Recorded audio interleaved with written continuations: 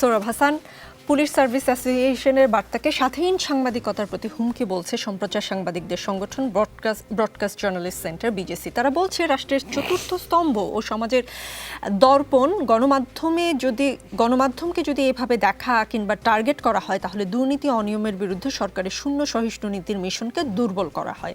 BGC প্রশ্ন করেছে, বিভিন্ন সময় পুলিশি বাহিনীর কর্তা ব্যক্তিরা বলেছেন ব্যক্তির দায় কোনোদিন প্রতিষ্ঠান নেবে না, কিন্তু পুলিশ সার্ভিস অ্যাসোসিয়েশনের এই চিঠির মাধ্যমে কি ব্যক্তির দুর্নীতির দায় প্রতিষ্ঠানের ঘাড়ে তুলে নেওয়া হয় না? একই প্রশ্ন সৌরভ হোসেন আপনার কাছে করতে চাই। ধন্যবাদ। সময় জি সংসদ সদস্য নজরুল ইসলাম বাবু সাংবাদিকতাকে স্বাগত জানিয়েছেন। দুর্নীতি অনিয়ম এবং নানা রকম অপকর্মের খবর জনসমক্ষে আনার জন্যে বিপরীতে পুলিশ অ্যাসোসিয়েশন হুমকি দিয়েছে।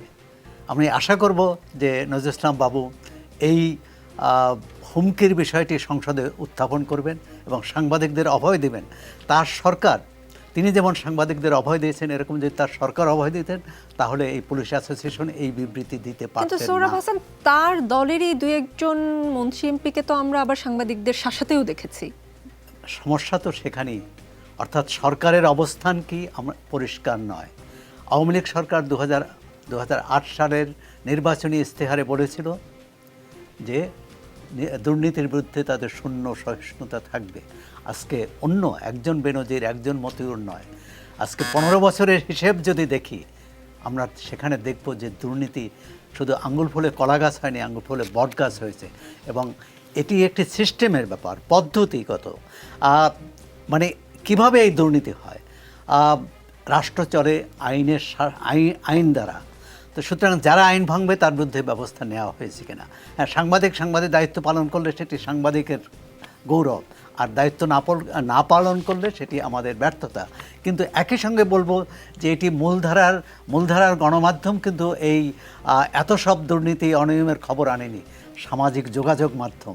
সুতরাং সরকারে যারা আছেন তাদের ভাবতে হবে, যারা পুলিশ অ্যাসোসিয়েশনে আছেন তাদের ভাবতে হবে সামাজিক যোগাযোগ মাধ্যমকে তারা কিন্তু কি বলে নিয়ন্ত্রণ করতে পারবে না। সাংবাদিকদের করতে পারবেন, ভয়ভীতি দেখাতে পারবেন, কিন্তু জনগণ, সামাজিক যোগাযোগ মাধ্যম তো জনগণ। কেন ফেসবুক বন্ধ করে দিলে বা সামাজিক যোগাযোগ বন্ধ করে দিতে পারে, চীনের মতো সৌদি আরবের মতো এটা দিতে পারেন, কিন্তু সেটি দেয়ার ফল কি খুব ভালো হবে? আমার মনে হয় না।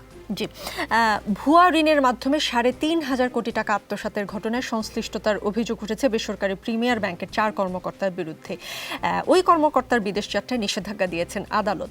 আমরা কেবল এতক্ষণ আমলাদের কথা বলছিলাম, পুলিশের কথা বলছিলাম, সরকারি কর্মকর্তাদের কথা বা কর্মচারীদের কথা বলছিলাম। এখন আমরা দেখছি যে আজকের যে খবরটি, বেসরকারি মানে কর্মকর্তা যারা, ব্যবসায়ী যারা, তারাও আসলে জড়িয়ে যাচ্ছে। মানে বিষয়টা কি এমন যে এটা এখন গণমাধ্যমে বেশি প্রকাশ পাচ্ছে, আগেও ছিল, নাকি সময়টাই এখন এমন হয়ে গেছে যে সবাই, ওই যে কিছুক্ষণ আগে বলছিলাম নজরুল ইসলাম বাবু এমপিকে, যে মেয়ের পিতাদের মধ্যে এক ধরনের টেন্ডেন্সি যে সরকারি কর্মকর্তা ছাড়া তারা আসলে জামাতা ভাবতে পারেন না। মানে ট্রেন্ডটা কি আসলে? কথা হচ্ছে 2 মিনিট সময়। আমরা সবাই রাজা, এই রাজার রাজত্বে।